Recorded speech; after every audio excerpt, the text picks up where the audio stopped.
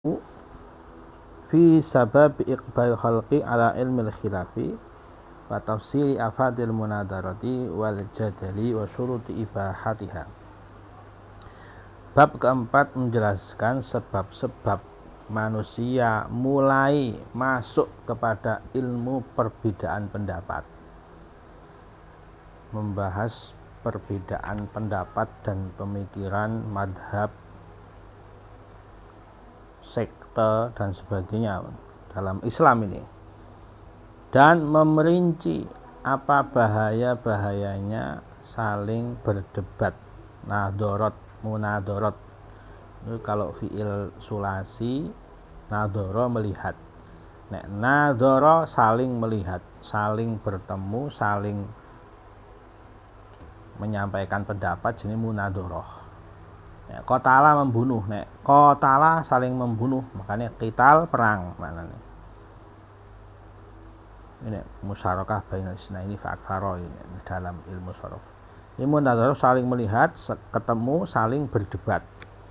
Wal jadali ya sama maknanya berdebat, wa syurut ibadiyah. Tapi ada beberapa yang dibolehkan, boleh saling munadharah, seperti Imam Syafi'i dulu dengan murid-muridnya Imam Abu Hanifah pernah munadharah, diskusi, tapi bahasanya bukan terus berdebat saling memojokkan, menjatuhkan, tapi diskusi mencari kebenaran.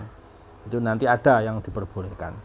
Tapi kalau berdebat saling menjatuhkan atau saling membanggakan pendapatnya sendiri, ini yang dilarang. Nanti terperinci Imam Ghazali menjelaskannya satu persatu, mana yang boleh, mana yang mungkin malah dianjurkan. Misalnya Imam Abu Bakar Siddiq munadharah dengan Sayyidina Umar karena membahas bagaimana ini orang-orang murtad yang tidak mau membayar zakat. Kalau Abu Bakar ya diperangi, siapapun yang membedakan sholat dengan zakat harus diperangi. Kata Sayyidina Umar, bagaimana kok memerangi orang-orang yang telah sholat masuk Islam kok diperangi, kalau orang-orang kafir diperangi. Ternyata yang benar pendapatnya Abu Bakar. Akhirnya Sayyidina Umar pun taslim, ya sudah, yang benar Sayyidina Abu Bakar. Dalilnya apa? Disampaikan dalil-dalilnya Abu Bakar. Umar menerima karena itu kebenaran. Itu yang boleh seperti itu, contoh munadharah tapi mencari kebenaran. Kalau sudah benar ya sudah, selesai. Yang sesuai dengan dalilnya Allah dari Rasulullah itu selesai sudah. Tidak terus ngotot merasa saya lebih hebat. Kalau Sayyidina Umar seperti itu ya rusak agama ini. Tapi karena yang paling benar memang pendapatnya Abu Bakar, ya sudah selesai, taslim. Ini ada yang boleh nanti, itu contoh saja. I'lam annal khilafata ini diambil dari zaman dulu, pertama kali setelah Rasulullah SAW wafat. Di zaman Nabi tidak ada perbedaan, tidak ada perdebatan. Perbedaan pendapat sudah ada di zaman Nabi, tapi kalau sudah Nabi yang mengatakan, ya sudah selesai. Setelah Nabi wafat, mulai lagi ada perbedaan pendapat yang banyak. Ba'da Rasulillah sallallahu alaihi wasallam tawallahal khulafa'ur rasyidun al-mahdiyun. Yang menjadi khilafah adalah para khulafa'ur rasyidun, Abu Bakar, Umar, Utsman, Ali, terakhir ditutup oleh Sayyidina Hasan bin Ali. Itu khulafa'ur rasyidun 30 tahun. Wa kanu khulafa'ur rasyidun adalah a'immatan, semuanya imam, panutan. Imam itu panutan terdepan. Dia juga imam pemerintahan Islam, dia juga imam sholat, dia juga khotib dalam mimbar, pokoknya rujukan fatwa dan sebagainya. Itu a'immah. Jadi yang terbaik para ulama katakan al ulama fi mulukihim wal muluk fi a'immatihim, itu terbaik. Kalau yang menjadi pemimpin adalah seorang ulama, seorang imam. Yang seorang ulama dan imam ini menjadi seorang pemimpin, ini terbaik. Khulafaur Rasyidun, Umar bin Abdul Aziz contohnya. Dulu ada Salahuddin Al-Ayyubi, ada Muhammad Al-Fatih. Itu zaman-zaman keemasan Islam. Jadi ulama menjadi pemimpin, menjadi Imamul A'dham, ada seorang ulama. Ini semua khulaf ar-rasyidun ulama billah ta'ala. Semuanya ulama. Fuqaha'a fi ahkami. Semuanya ahli fikih. Wa kanu mustaghilina bil fatawa fil aqdiyah. Semuanya bisa berfatwa langsung. Sumber hukum mereka ini malah. Jadi ketika ada masalah dalam umat ini begini-begini, jawabannya apa? Nanya langsung dengan pemimpin terbesarnya. Karena ahli fatwa, Abu Bakar berfatwa, Umar berfatwa, Utsman berfatwa, Ali berfatwa, Hasan bin Ali berfatwa. Selesai masalah. Fakanu la yasta'inuna bil fuqaha ila nadiran. Mereka ini tidak minta tolong kepada ahli fikih yang lain, tidak, kecuali sedikit saja. Yang mungkin kadang satu saat Sayyidina Umar bertanya dengan Ibnu Abbas. Ibnu Abbas ahli fikihnya sahabat. Mungkin kadang begitu. Atau Sayyidina Utsman begitu. Nanya dengan Abdullah bin Abbas misalnya, atau Abdullah bin Mas'ud, atau yang lain ahli fikihnya sahabat. Tapi jarang sekali. Hanya dalam beberapa masalah yang nadiron, jarang. Fi waqa'i'a la yustaghna fiha 'anil musyawarah. Memang keadaannya harus musyawarah. Tidak bisa kalau memutuskan sendiri. Abu Bakar pun begitu, musyawarah dengan Umar. Karena memang harus musyawarah ini. Tapi ini jarang, seringnya ya sudah keputusan itulah. Beliau yang memutuskan sendiri sebagai dasar hukum, sebagai rujukan fatwa, selesai masalah. Fatafarraqal ulama uli ilmil akhirati wa tajarradu laha. Para ulamanya, ahli ulama, semua sahabat ulama semua.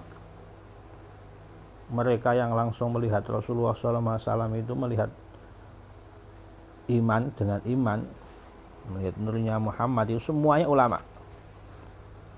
Sahabat itu semuanya ulama. Bi aihim ihtadaitum kata Nabi itu. Kalau ikut sahabat siapapun yang diikuti pasti dapat hidayah. Semuanya ulama akhirat, semuanya sibuk tajarrudullah. Semuanya ikhlas membahas akhirat, mengamalkan untuk amal akhirat semuanya. Wa kanu la yatadafa'una al-fatawa wa ma yata'allaqu bi ahkamil khalqi minad dunya. Para ulamanya itu mereka saling melempar masalah fatwa. Sampai diriwayatkan itu begini dari Abdurrahman bin Abi Laila. Kata beliau, saya bertemu di masjid ini mi'atan wa isrina min ashabi Rasulillah SAW. Saya pernah bertemu dengan 120 sahabat di masjid ini. Di masjid Haram atau Masjid Nabawi mungkin ini. Ma minhum min ahadin yas'alu an hadisin aw futya illa wadda an akhahu kafahu dzalik. Tidak ada dari mereka ini kalau ditanya tentang hadis, ditanya tentang fatwa hukum, mereka lebih senang kalau saudaranya yang jawab, nanya sama dia. Saya nanya sama sahabat A, sahabat A bilang, tanya sahabat B, tanya sahabat C. Sampai kembali lagi, sampai Z, sahabat Z, nanya lagi, nanya sahabat A, nanya sampai yang awal ditanya itu. Semuanya ini saling melempar karena ya sudah sibuk masalah fatwa. Semuanya ahli fatwa, tanya sama dia, balik lagi sampai yang A. Saking nggak mau mereka ini berfatwa. Saking nggak mau mereka ini tanya masalah hadis karena yang lain lebih ahli, semuanya ahli. Merasa yang lain lebih ahli. Sampai kembali lagi kepada yang pertama kali ditanyakan itu. Semuanya para sahabat ini sibuk dalam perkara 4. Baca Al-Quran, meramaikan masjid, berzikir kepada Allah, dan amar ma'ruf nahi mungkar. 4 ini yang menjadi fokus mereka ini. Kalau masalah hukum, masalah hadis, fatwa ini mereka saling lempar. Kalau 4 ini mereka sibuknya itu. Berzikir, baca Al-Quran, meramaikan masjid, dan amar ma'ruf nahi mungkar. Itu yang dilakukan oleh para sahabat. Kesibukannya 4 itu. Kalau masalah 4 yang lain, mereka saling melempar. Imamah, kepemimpinan, dia lebih berhak daripada saya imamah itu. Yang kedua wadiah titipan, titip ini, titip sama dia saja, saling melempar kalau masalah wadiah. Masalah wasiat juga melempar, dia lebih ahli dalam berwasiat, dia dalam menerima wasiat atau menyampaikan wasiat, jangan kepada saya, kepada dia saja. Yang terakhir masalah fatwa, masalah hukum ini bagaimana, tanya dia saja, sampai balik lagi kepada yang pertama kali tanya. Ini radhiyallahu anhum, sahabat semuanya itu yang mereka sibukkan dulu itu. Wa aqbalu 'ala Allahi ta'ala bikun ijtihadihim. Lalu kesibukannya apa mereka? Sibukannya para sahabat adalah menghadap Allah dengan semua ijtihadnya. Jadi ibadah sunnah Nabi dilakukan secara serius, ikhlas, hakikat semua, wali semua mungkin.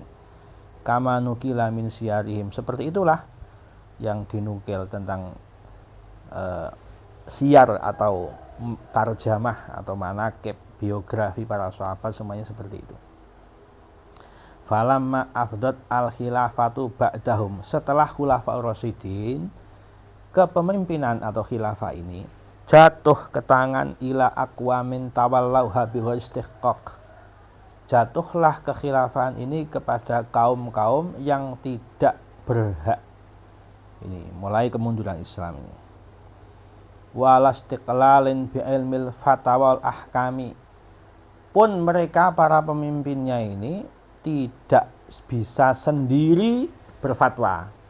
Wong tidak alim, kadang malah fasik, kadang seperti Yazid bin Muawiyah itu misalnya begitu, ahli maksiat kadang itu.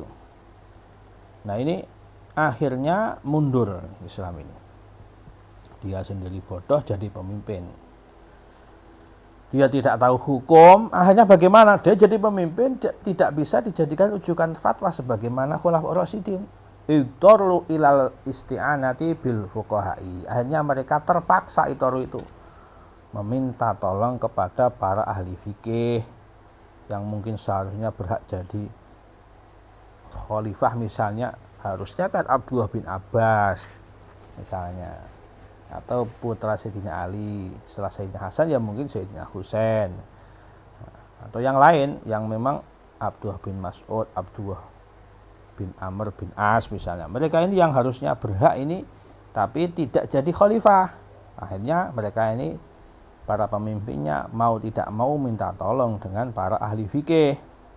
Wa ilastishabihim fi jami' ahwalihim. Akhirnya mereka berteman, para pemimpin ini berteman dengan para ahli fikih, minta fatwa listiftaim fi majarihi ahkamihim.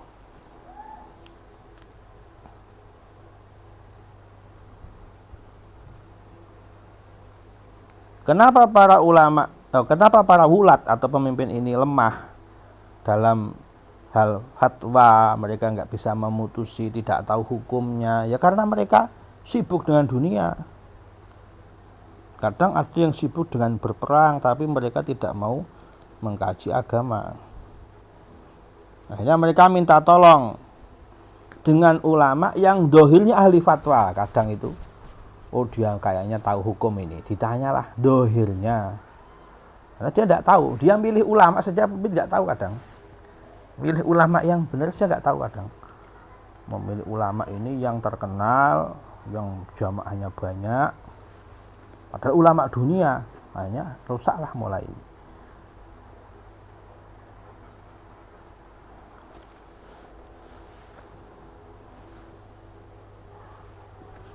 Nah kadang ada justru para ulama itu, atau mungkin calon ulama, yang mereka mengkaji agama bukan untuk akhirat, supaya nanti dia jadi temannya pemerintah. Ini merusak juga ini.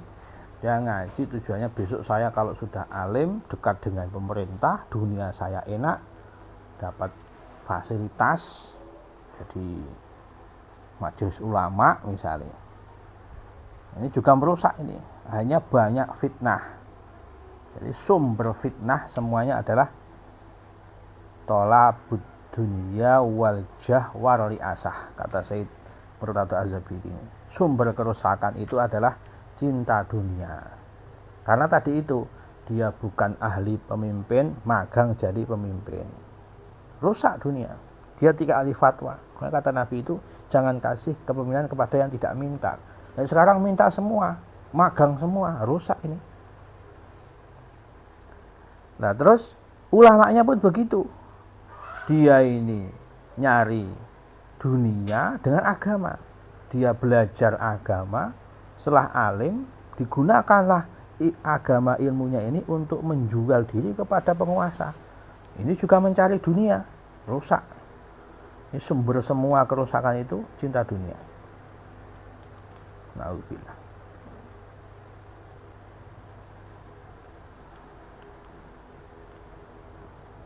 Jadi pemimpin terbaik adalah yang mau mencari, meminta petunjuk ulama akhirat. Nah, ulama akhirat itu yang terbaik adalah yang menjauhi pintu penguasa.